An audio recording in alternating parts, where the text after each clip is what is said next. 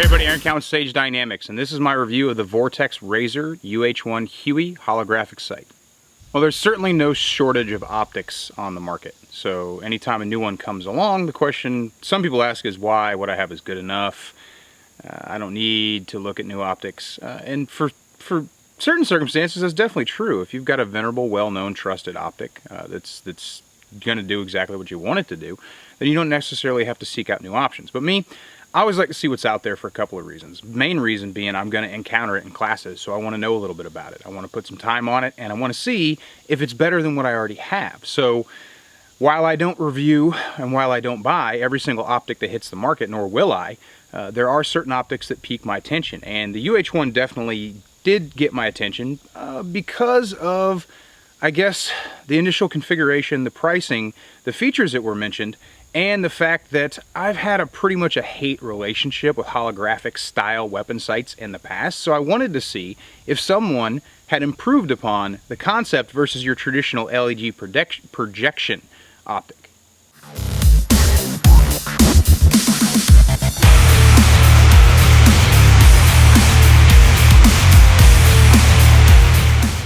Getting right into features of the UH-1, the Huey.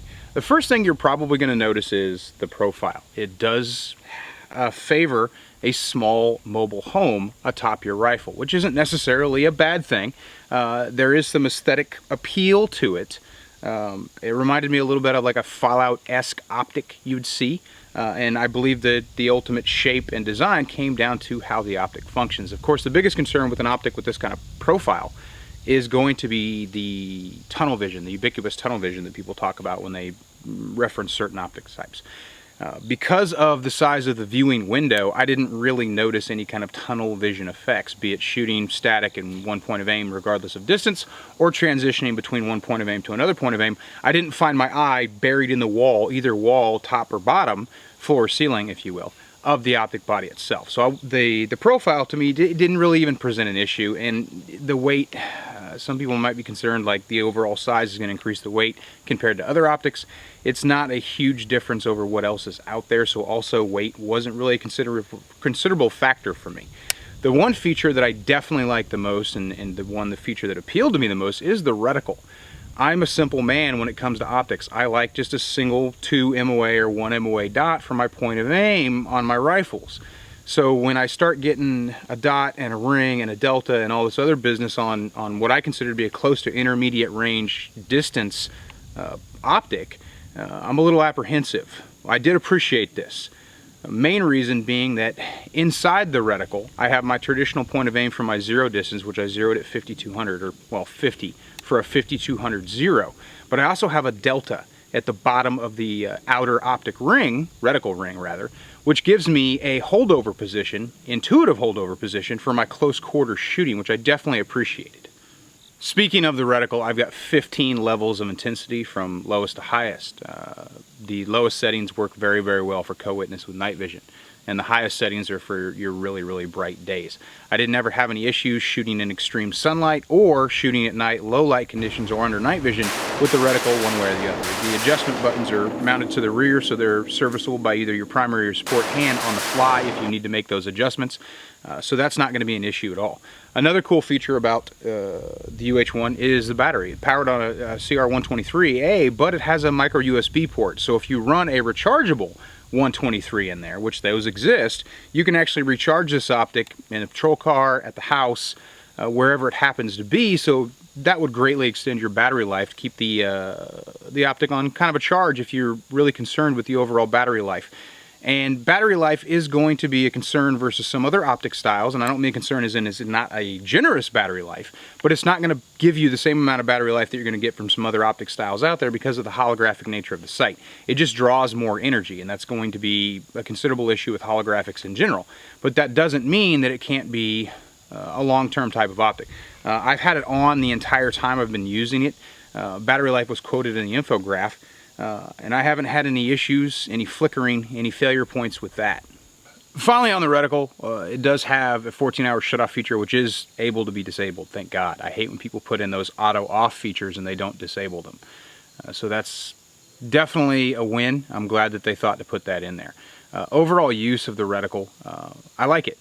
It's not too busy. The window size is very generous in relation to the size of the reticle, so I don't feel like the reticle is needlessly getting in my way, especially since I'm looking through it. So it's not a considerable issue. In any of the shooting that I did during my personal practice, be it intermediate range or my close range shooting, I didn't have any issues with the reticle. No flickering, no fading, even in considerable heat. One of the problems of the past with holographic weapon sights has been thermal shift, or on some of the older holographic, some of the first holographic weapon sights, if you had a sustained rate of fire, your optic reticle might actually start to fade on you as the heat affected the internal electronics, which brings us to the burn down.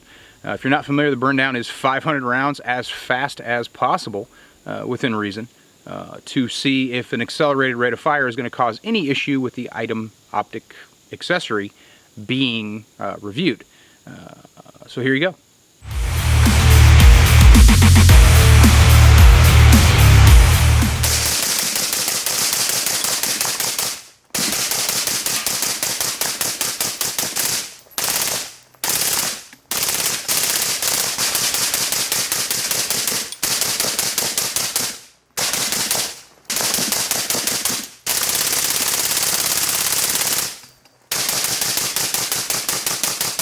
Ever the frugal shooter, I was also working on the Magpul suppressor cover burn down at the very same time, because I figure if I'm going to do a burn down, let's put as much stuff on the gun as I can, because money, you know, turned into smoke, ammunition.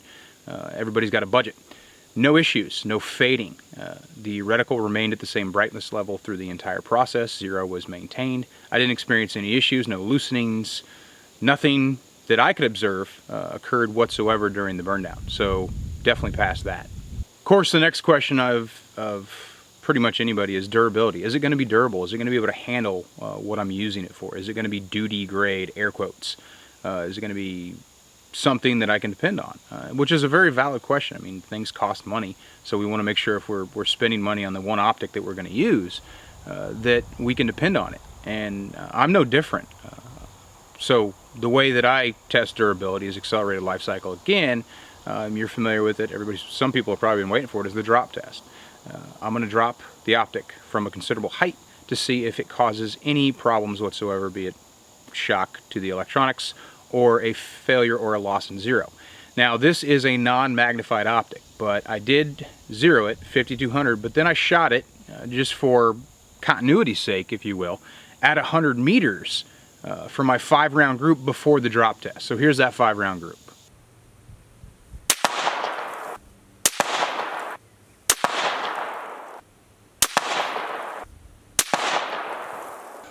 And then, of course, the drop. And here's my 5-round group shot, same distance after the drop test.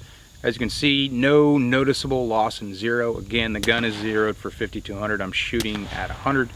So there's a little bit of holding there to put my rounds where I want them. But the groups are, as far as I can tell, where they need to be.